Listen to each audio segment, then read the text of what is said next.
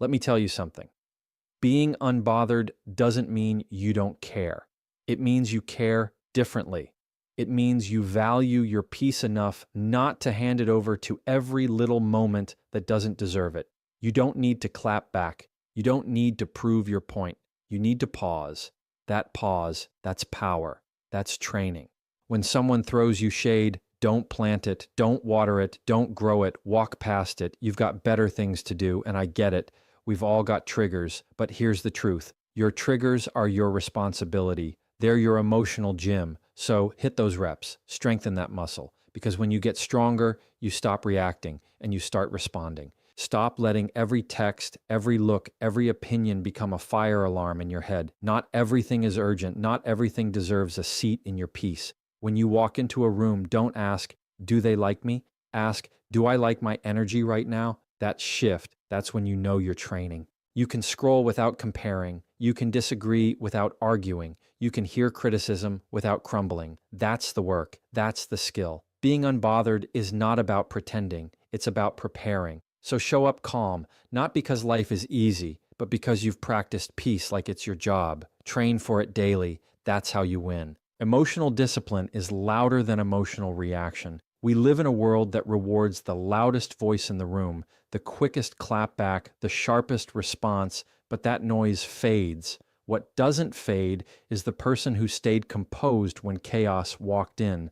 Emotional discipline is about knowing what to feel and when to show it. It's not denial, it's control. When you walk into a situation that's messy, charged, and heavy, the person who keeps their cool isn't weak. They're practiced. They've trained themselves to feel deeply without bleeding on everyone around them. That's power. That's a voice that doesn't need to shout to be heard. When you react, you give the other person the remote control to your emotions. They push a button and you jump. That's not strength, that's programming. Emotional discipline is learning how to hold the remote yourself. You still feel the emotion, anger, sadness, frustration, but you pause before you move. You pause before you speak. You don't let the heat of the moment turn into words you can't take back. And that pause isn't weakness. That pause is wisdom. It's awareness. It's you understanding that emotional maturity is not about suppressing the fire. It's about learning how to hold it without burning everything down. We've all been in situations where someone says something out of line. They go too far, they hit a nerve, they try to provoke, and the old you might have exploded, might have yelled, might have matched their energy just to protect your own pride. But what if I told you that silence sometimes is the loudest flex? That holding your composure while someone else unravels is not only strength, it's growth.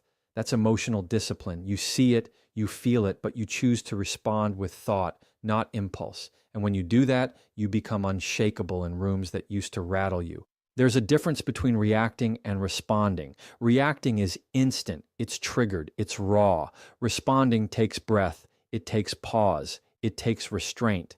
Not because you're afraid, but because you're focused.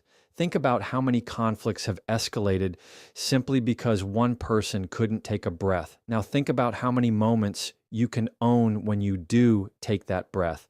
That's the space where emotional discipline lives, in the space between the trigger and your action.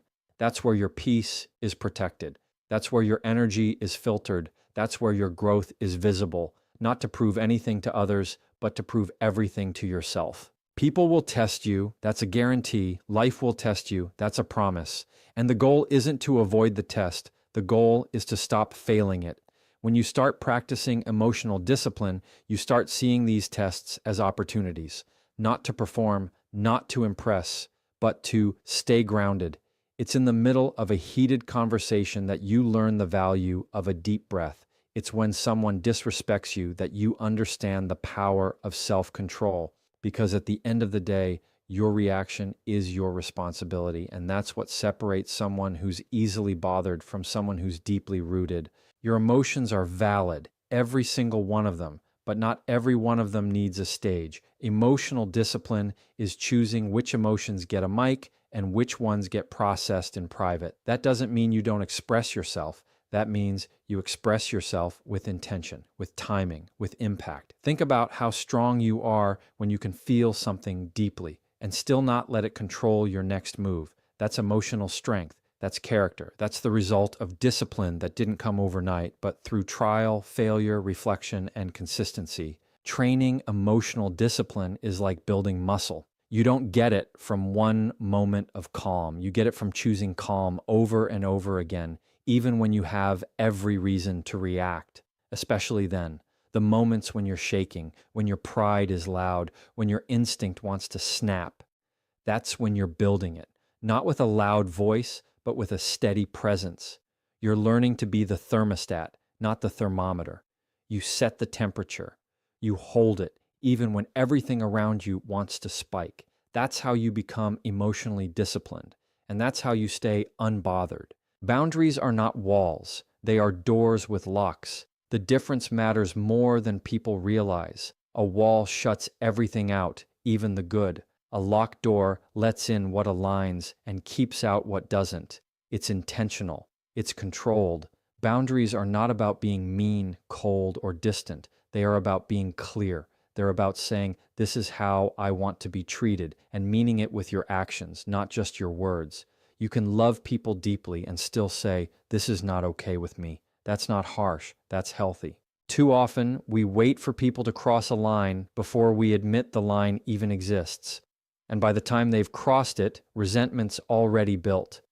Boundaries don't need to be built out of anger. They should be built from awareness.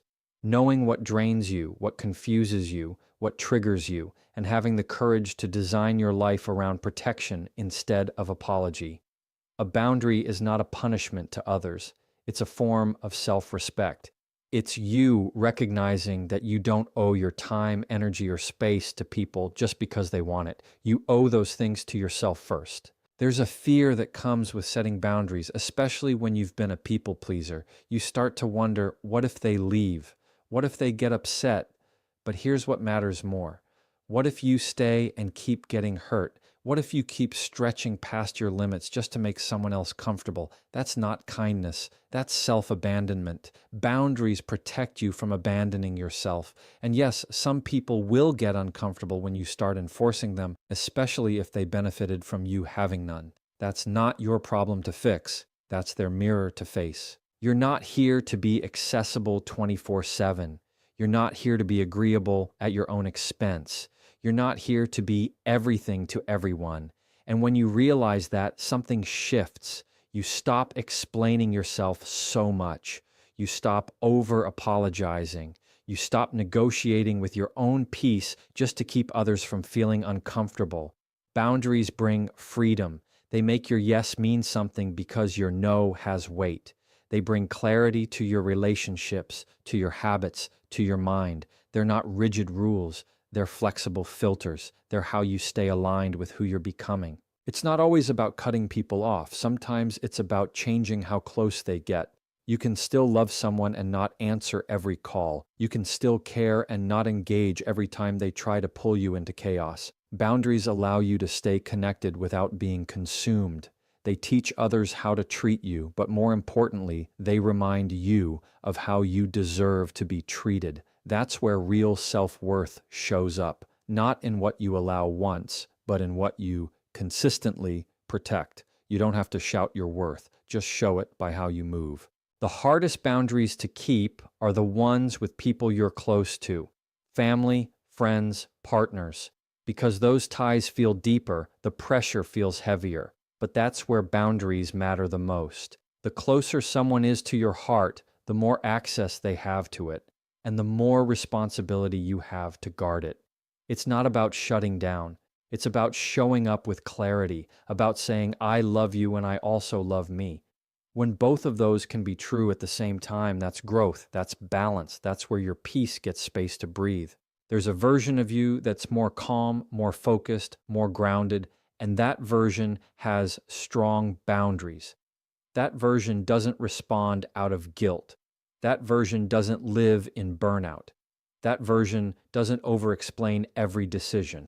You don't become that version by accident. You build it one boundary at a time. You build it by understanding that not everyone deserves a front row seat to your life. Not every invitation deserves a yes. Not every opinion deserves a reaction. Boundaries give you room to protect your energy, not just for others, but for yourself. Not everything requires a response. That truth alone will save you from arguments, anxiety, and exhaustion. Just because something was said doesn't mean it needs to be answered. Just because someone acted out doesn't mean you need to react. Silence isn't weakness, it's strategy, it's awareness. It's a reminder that you don't owe your energy to every invitation to chaos. Every situation doesn't deserve your voice. Sometimes, the most powerful thing you can do is let people sit with their own noise without pulling you into it. That's how you keep your peace from getting hijacked by someone else's storm. Every response costs you something: time, energy, focus. And the truth is, not every moment deserves that payment. When you're always responding, defending yourself, explaining yourself, proving your point, you end up drained. You turn every minor thing into a major event. You become reactive instead of reflective. But when you train yourself to pause, to breathe, to choose stillness over reaction, you shift into control. You're not ignoring reality, you're mastering it. You're learning that maturity isn't about winning the last word. It's about knowing which words are even worth speaking in the first place. Some people speak just to get a rise out of you. They don't want understanding. They want attention. They don't care about clarity. They want control. And the moment you bite, you've handed it over. You've entered a game that doesn't serve you. So instead of falling into the trap of defending every boundary, just enforce it. Instead of explaining every decision, just live it. You don't need to type out that paragraph. You don't need to chase closure in every conversation. Peace gets louder when your responses get quieter. It's not silence from fear, it's silence from confidence. You have to ask yourself in every situation, what's the goal here? Is the goal peace or is it pride? Is the goal clarity or is it control? Sometimes we respond just to feel seen or validated, but other people's validation is temporary. What lasts is knowing you chose peace over provocation. What lasts is knowing you didn't let someone else's energy become your responsibility. That restraint, that discipline is how you stay unbothered, not because nothing affects you, but because you've learned to choose your battles with wisdom instead of impulse. One of the greatest skills you can build is letting people misunderstand you, letting them create their own narrative while you continue to walk in your truth. You don't have to correct every wrong impression. You don't have to fight every false claim. The more secure you are in who you are, the less noise you feel obligated to answer. Not every jab needs a jab back. Not every shady comment needs a clap back. Let people reveal who they are through their behavior, and you reveal who you are by how little you let it shake you. Choosing not to respond doesn't mean you don't care. It means you care enough about your peace to protect it. There's strength in knowing you could respond, but you don't need to. That's control. That's growth. That's what emotional maturity looks like. Because when you stop responding to everything, you start responding to the right things. You shift from reacting to choosing, from defending to discerning. That shift isn't loud, it's quiet. But that quiet is solid. That quiet holds weight. That quiet is where your confidence gets built, not through what you say, but through what you no longer have to. You don't have to show up to every conflict you're invited to. Some things are better left unanswered. Some conversations aren't worth continuing. Some people want you to play a part in their drama. And when you don't, you break the cycle. You become the calm in their chaos. You become the one who chooses peace, not just once, but as a way of life. That choice doesn't come from being passive. It comes from being powerful enough to know your energy is valuable. It's not for sale every time someone pulls at your pride, You can observe without absorbing. That's a mindset shift that changes how you handle everything around you, every room you walk into, every conversation you hear, every energy you encounter. You don't have to carry it. You don't have to make it your problem. You don't have to internalize what doesn't belong to you. Observing is awareness. Absorbing is attachment. And when you absorb too much of what's not yours, you begin to lose your sense of self in the noise of everyone else. That's when peace leaks out. Not because life is chaotic, but because you made someone else's chaos your own. We are emotional sponges when we're not intentional. Someone's frustration becomes our stress. Someone's mood shift becomes our anxiety. and suddenly you're carrying burdens that were never yours to hold. Just because you're empathetic doesn't mean you have to be a container for everyone's emotions. It's okay to be present without taking it personally. You can listen without reacting. You can care without overcommitting. That's not being cold. That's being conscious. It's recognizing that the weight you pick up out of habit is the same weight that keeps you from feeling light in your own life. You can witness someone's pain and still protect your peace. You can see someone's bad attitude and not make it about you. You can be aware of dysfunction without getting drawn into it. The key is remembering where you end and where others begin. Emotional boundaries start with that awareness. You don't need to take on someone's energy to be a good person. You don't have to rescue every struggling soul to prove you care. Sometimes the most loving thing you can do is stand firm in your calm and not mirror their storm. There's a calm confidence that comes with not absorbing everything. When someone tries to project anger onto you, you can recognize it and let it pass. When someone tries to guilt you into something, you can see it for what it is and walk away. This isn't about being numb. It's about being rooted. Rooted in who you are. Rooted in what you value. Rooted in knowing what's yours to carry and what needs to be left where it is.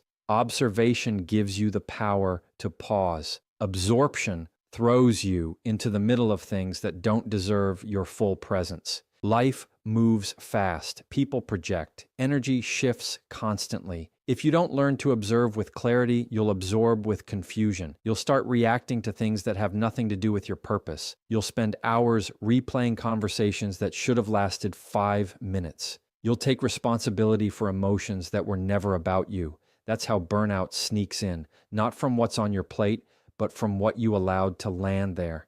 And sometimes it's not more self-care you need, it's less emotional baggage you picked up from absorbing things that weren't yours. You can be the calm in the chaos, but only if you stop letting the chaos define your state. That means learning to sit with discomfort without letting it settle inside you. That means noticing tension in a room without letting it shift your mood. That means hearing criticism without letting it crush your confidence. This is about emotional detachment, not from people, but from outcomes you can't control.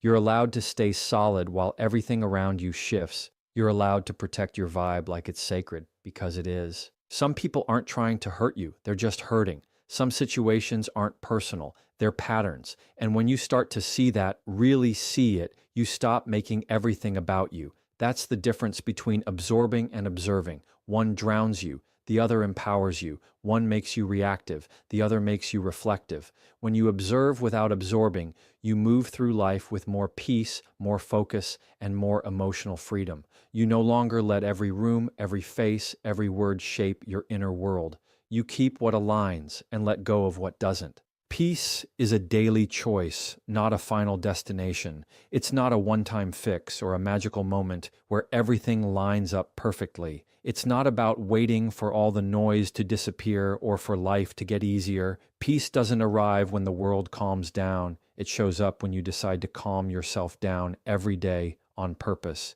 It's something you practice, not something you find. You don't wake up one morning fully unbothered and stay that way forever. You choose to be unbothered in moments where you used to lose control, one decision at a time. Peace shows up in how you speak to yourself first.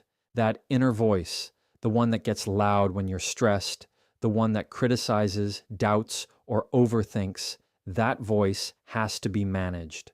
You can't control what the world throws at you, but you can control the volume of your self-talk. Every morning you have a choice to speak with pressure or speak with patience. You can rush into the day reactive and tense, or you can step into it grounded and aware. That's not a personality trait. That's a muscle you build with repetition. That's peace as a discipline. Your peace is tied to your habits, what you consume, how you start your mornings, who you allow into your space. Those aren't small things. They add up. If you're constantly surrounding yourself with noise, distractions, and negativity, it's no wonder you can't feel calm. Peace isn't just about meditating for 5 minutes or taking a deep breath when things get hard. It's about creating an environment that doesn't constantly pull you away from yourself. It's about making small decisions that align with your values, even when no one's watching. It's how you protect your emotional energy like it's sacred, because it is. Peace also means choosing not to engage in every argument, every post, every petty comment, not because you're afraid, but because you're focused. You've got goals, you've got growth to protect, and peace helps you stay aligned with that. When you're not at peace, everything becomes a battle.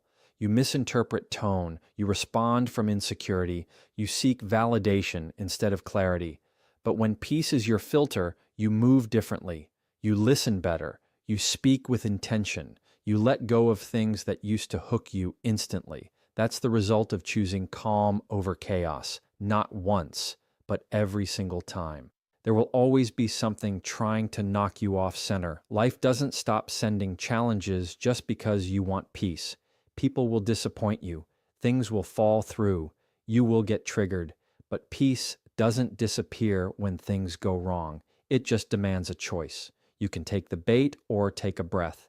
You can spiral or stay steady. You can complain or take control. That's why peace isn't passive, it's active. It requires you to be intentional about how you respond when things don't go your way. It's easy to be calm when things are smooth, but real peace shows up in the pressure. Sometimes peace looks like silence. Sometimes it looks like walking away. Sometimes it looks like saying no, and sometimes it looks like saying yes to yourself, even if others don't get it.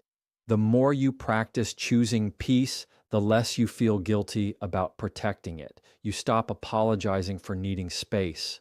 You stop over-explaining your decisions. You stop trying to convince people who are committed to misunderstanding you. Peace frees you from that cycle. It brings you back to yourself every time the world tries to pull you out of alignment.